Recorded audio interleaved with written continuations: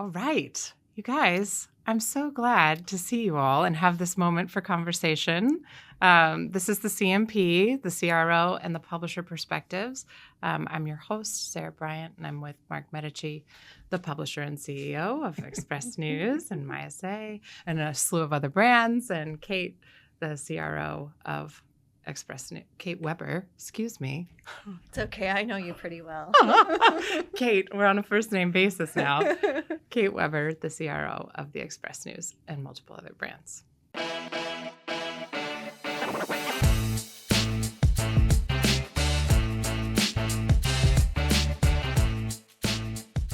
How was your summer?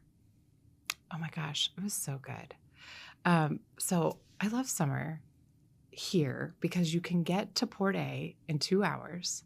So you're like, what a location to be able to go to the beach. I don't know. Listen, I love San Antonio, but like for you to say you love summers here is a little wild. I know it's hot. It's hot, right? But it's a dry heat, right? No, it's not. It's No? the first time I got heat stroke running. Oh my And whenever gosh. I go outside, my glasses fog up. So it's not a dry It's heat. not always dry. You're right. But how about But you you can guys? get to the beach. You can get to the beach. Yeah. 2 hours, 2.5. Yeah. It's a good summer. It's flying by though. Mm-hmm. I was doing a home project this weekend, and I try to avoid Home Depot, Lowe's, and Costco this time of the year because they can just be very depressing. Because as soon as you walk into them in August, you see all of the Halloween and Christmas stuff. So I walk into Lowe's, and it's like fully decked out with Thanksgiving and Halloween, Wow. Mhm. and I'm like, I'm behind. it's here. The The end of the I year don't is know here. that you're behind. I feel like they're ahead. I mean, I thought you were going to go with like the foliage or the plants are like all dying because of No, the they've heat. got like the 35 depressing. tall, skeleton that's Yeah. waving at you as you walk into Lowe's. Is that right? You know, Buy it? no, but Annalie is putting immense pressure on me to buy it, but I'm going to hold firm, and I'm not doing the 35-foot tall skeleton in the yard. This could be the year. We did we did one before, and while they're super cool inside of the storm, you get a little rain and a little wind, and they're a lot to deal with. Okay. So That So thing's they- coming down at they you. look cool Okay. in the store, but it's not going to happen. The setup is enormous. I don't know. I can't even imagine like putting that thing up and making sure it's windproof. Well, that's good. Summer is good. So like the retailers. Wait. I do want to talk about your bingo day. Yeah, You mentioned before we started, yeah. you had a bingo experience today. Yeah, it was incredible. I do some work with San Antonio sports, and through them, I was asked if I would go be a celebrity bingo caller, which you wouldn't think would be so amazing, but it was pretty incredible. I And, feel like it would be amazing. Like yeah. I'm so jealous of that opportunity. I want to be a bingo. I was caller. expecting. I don't know what I was expecting, but I wasn't expecting 250 senior citizens. That was pretty wild. It was a lot of fun. They were dressed up in red, white, and blue for Labor Day, and it was just like That is so it cute. was really very, very cool. It was very rewarding. So I just saw a new business model that intrigues me about bingo. So Oh my God. it's like a Pitbull concert and combination with bingo, and it's attracting a new audience to bingo. So I feel like bingo is a world untapped. wow. First it was pickleball, now it's bingo. I know. I feel like I know all the sports that are untapped. I know the trends. Yeah, it was great. So I'm a little fancy today. I was expecting Kate to be in one of her beautiful scarves, so I felt like I would wear my suit today, and I'm but just trying to be like Mark. I know. right. Talk about brown nosing. You can see the authenticity here. That's awesome. Well, okay. So going back to the thought about retailers being ahead, Yes. right? Try to keep us on track. I'm Sarah. gonna refocus this, but I got a soft focus in it in the first place. So with our year planning and our business cycle, we're already starting to think about next year. So not even holiday. We started in June. Yeah, started planning for 2025. I feel like 2024 successes that we're recapping now and trying to come up with, what are the things we want to talk about that were awesome in 2024 and then full steam ahead capitalize upon for 2025. One of those things being some successes with MySA, just out of the park, like Warren Brown sending me court TV coverage just yesterday about the cheerleader death that the parents were ultimately accused of. So in terms of growing this, Mark, do you want to talk about some of the MySA focused successes of 24 and 25? Yeah, I mean, I would tell you it's a combination of just a really amazing team, to be honest. I think that Jess Elizaris and then, we're owned by Hearst. Tracy and Bridget at our corporate parent Hearst do an amazing job with Jess, just like they do with Cron.com and SFGate. SFGate is one of the largest local media sites on the planet that isn't owned by big technology. SFGate was essentially one of the first local internet sites ever created in the United States. And so Hearst has a lot of powerful legacy in terms of really being able to drive a really amazing audience from a free site perspective. So the other team that's doing a great job is JJ Velasquez with the expressnews.com team. So in July, for the first time ever, we eclipsed 10 million unique visitors. That is staggering. 7.1 million on MySA and right around 3.2 million on expressnews.com. When we launched expressnews.com in 2018, we were averaging right around 4,200 visits a day. We averaged right around 120,000 visits a day today, which is incredible. MySA is upwards of 250 to 300,000 a day. So when people are like, media is dying, linear traditional publishing, that business, first of all, is not dying. Is it changing? The answer is yeah, it's totally changing. All of our lives have changed. We spend the majority of our times, looking down at our phone. But our audience has never been bigger, and both of those teams just do an incredible job. And quite frankly, a lot of the stuff that you guys do from an advertising perspective has really helped with that as well, with all of the story studio content initiatives, with all of the various hub stuff. There's just a lot of good things happening digitally from an audience perspective that really set us up, I think, for a really nice end of 2024 and a lot of momentum heading into 25. So really good stuff. Absolutely. I think some of the success off of MySA has really spawned us to think about, like, how do we continue that brand extension into the consumer space and to events and interacting on a one-to-one basis with people that are actually reading the content. So I know there's plans in 2025 to bring some MySA events back into the market, which hasn't been for very, very few years. I'm excited for this. Yeah, I know. And not to give away, but not to give away the whole cart and the horse and all that, but they're going to echo with the coverage, right? And so that's really nice alignment too, that I feel like we're collaborating from an advertising side of the house and from the edit side of the house and creating an experience that reflects the coverage. So I think that's and really the events that you're planning also happen to be areas of interest for our community. So when community and our audience and advertisers all come together, it's a really great thing to see. I know, I'm excited about that. I am too. I'm going to win one of the events.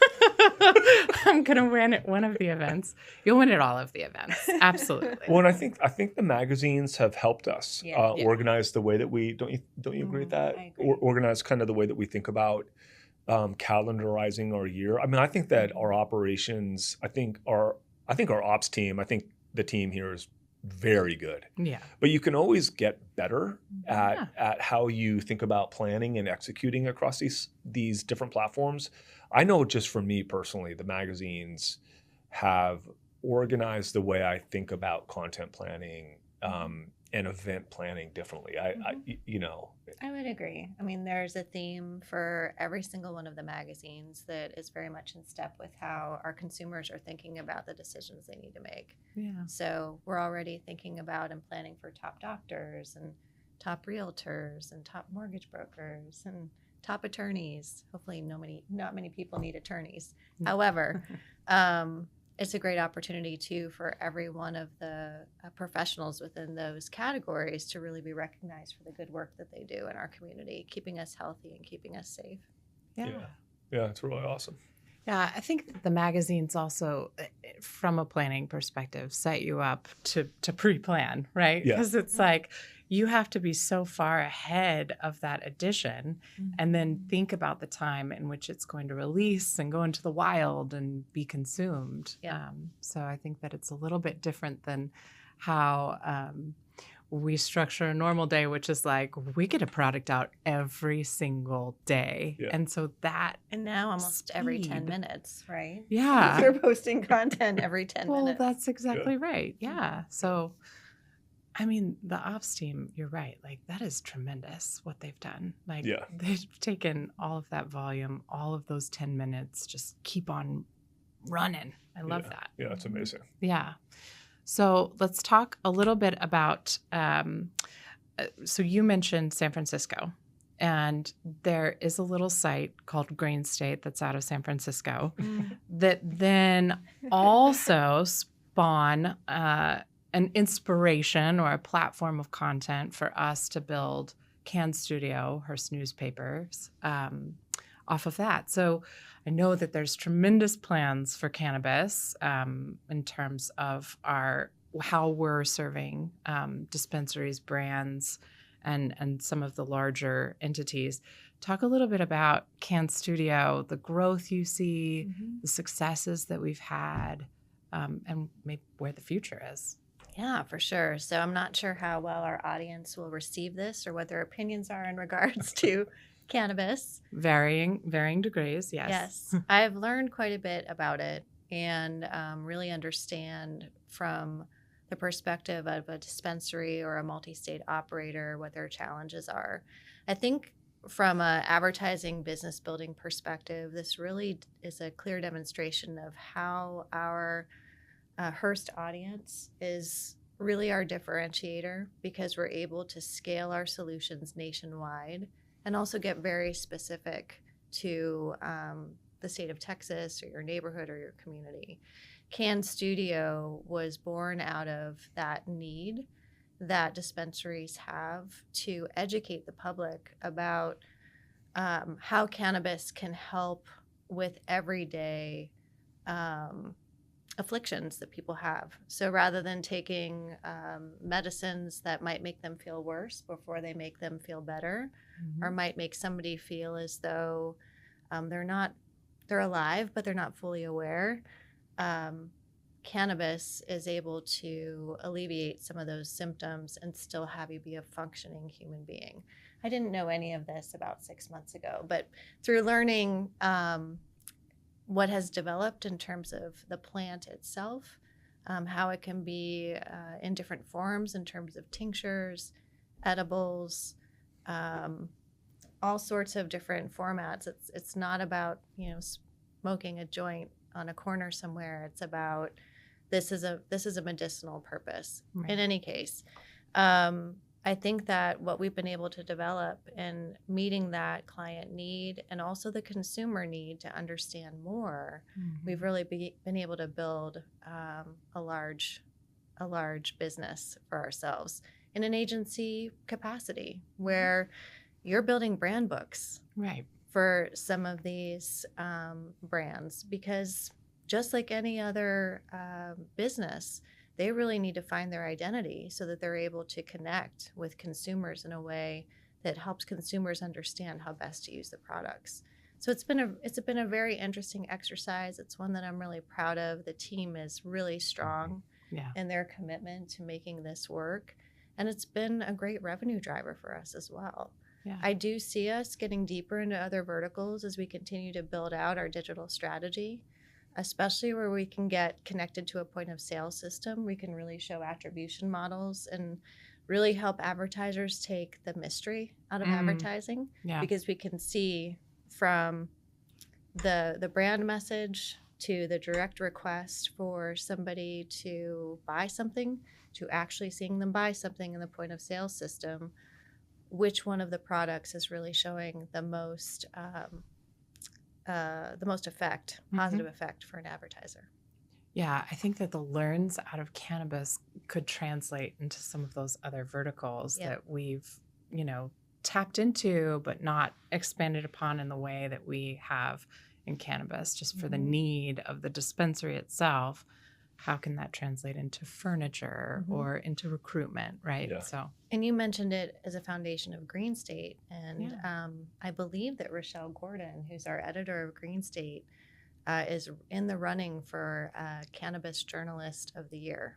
oh my gosh, I did not. Yeah, it's an incredible industry, and talk about kind of like a misconception, right? That very quickly you dive into it. I remember going to the I'm not going to get it right, to the big convention in Vegas in January, MJ Biz, and I was blown away by the science and technology around health and wellness as it relates. You hear about it. It's kind of, you hear about it in the background, as Kate said, but when you really see it, it is there a social pleasure aspect of THC and CBD? Yes, totally, there is. Yeah. But unlike alcohol, there is a complete health component to THC and CBD that you knew existed, but I didn't really understand that the same company that was doing the social aspect of it in terms of a consumable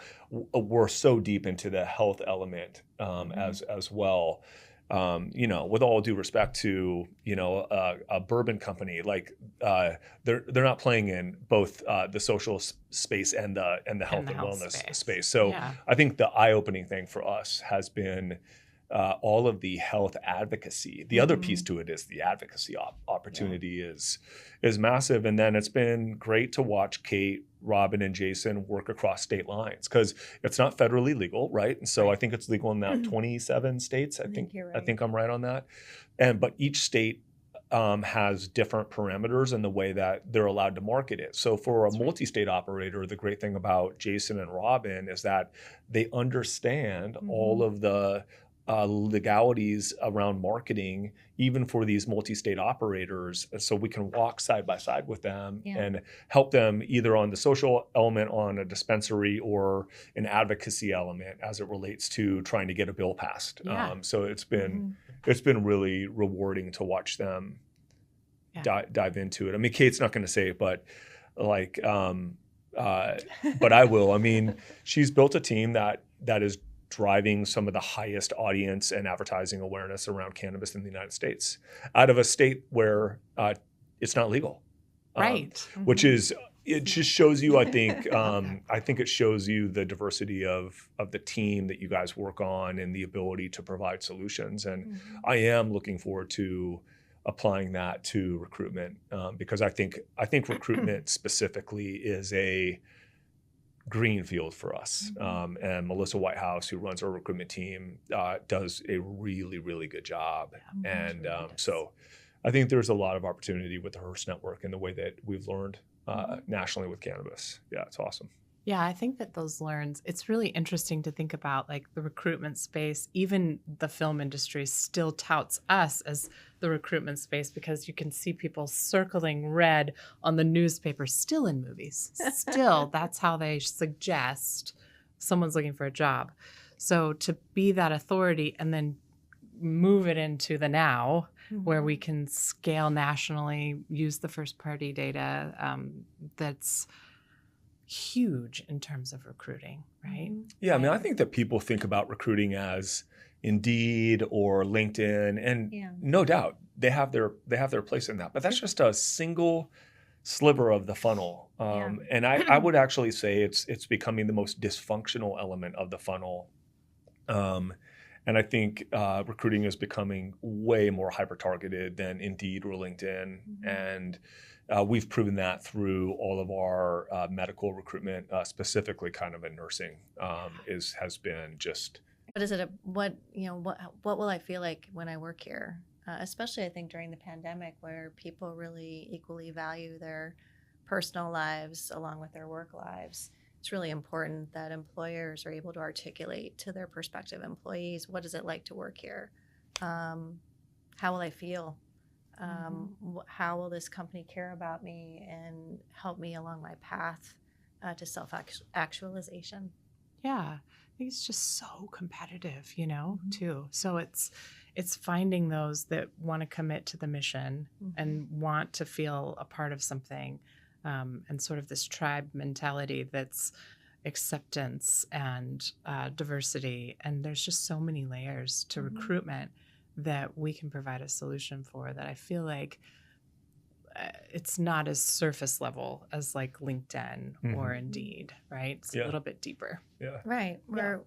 While we use algorithms to kind of match people, it's not the only tool that we have in our toolbox. Right. We can bring people from not even knowing what a company does to educating them about the joys of a certain job and why this workplace is the very best place to do that job. Right. No other media can do that. Yeah. Yeah, that one-to-one conversation when they're in content that they're consuming where it is directed towards whatever career path they want or seek, and then to have the employer of choice right there in real time. It's great. Yeah. So I mean, we were recently talking about adding a resource to your team, Sarah, and here I am just like informing Mark of things I'm doing. Let's just make it up. Here we go. In a This non-formal is what the CMP environment. is here for. Which is called, people would call it a branded content specialist. And what we were talking about is how cool would it be if this person who probably has a journalistic background could go into like the Toyota factory and start to interview people who are on the line to illuminate the joy that those people have for that job, and then deliver that video content to high school seniors who are thinking about, what do I want to be doing? Agreed. Yeah. And they see that, and then they can see themselves doing that job, and then we've just helped them on their path to their career. Exactly. A deeper level of recruitment that really speaks to that one-to-one conversation. We just have to get it approved.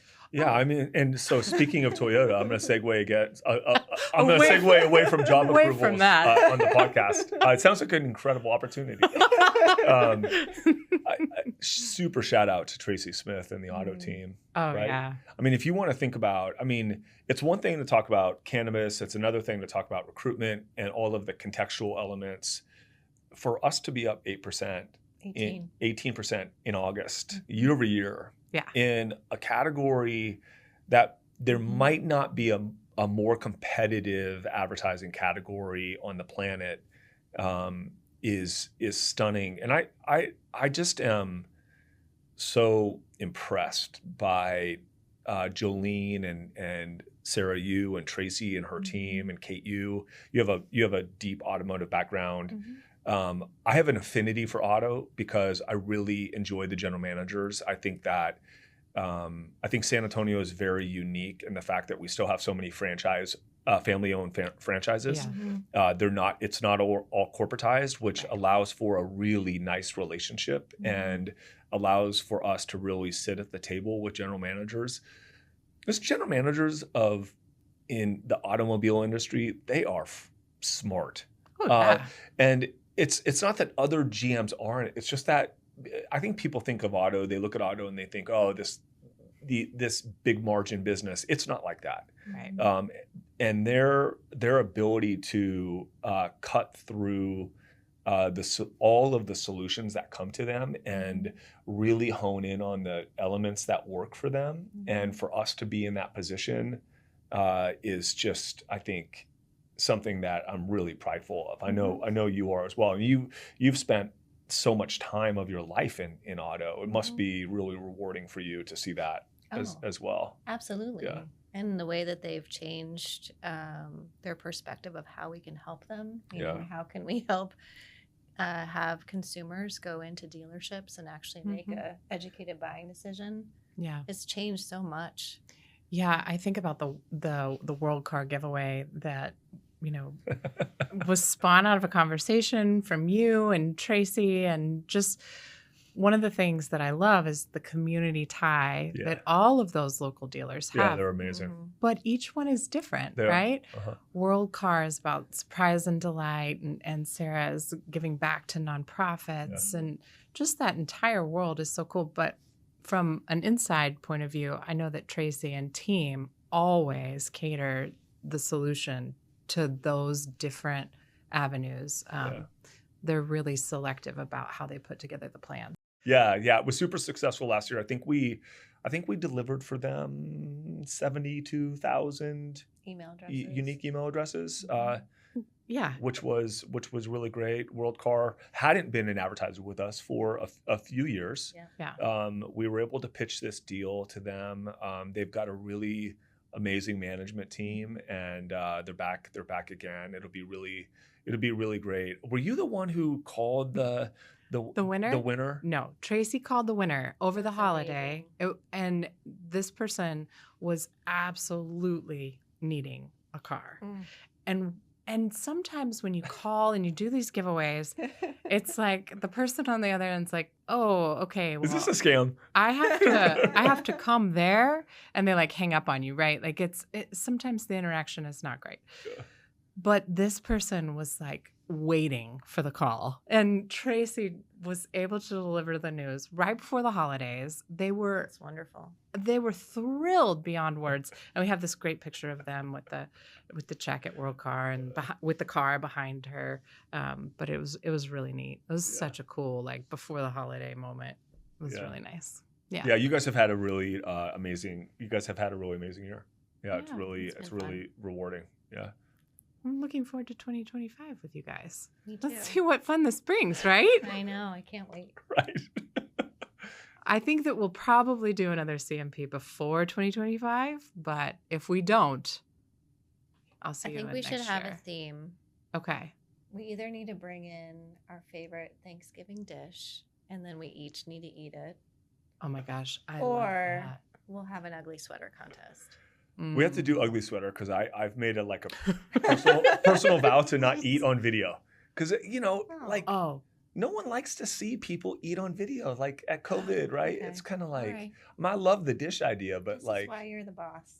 Yeah. But also, I do think naturally, instinctively, like we go off camera when we eat, right? Like I do feel like that's the a little reaction. So I would like Yeah. to see a reaction when you eat my The- grandmother's stuffing. Oh. how about you just bring Whoa. grandma stuffing and, we'll just, Yeah. we'll still eat it, just not on air. What will you bring? Wait. I love cranberry sauce. I know it's Oh. polarizing, but that's where I am. Interesting. Yeah, I know. Sweet, sour, like me. Oh, it's awesome.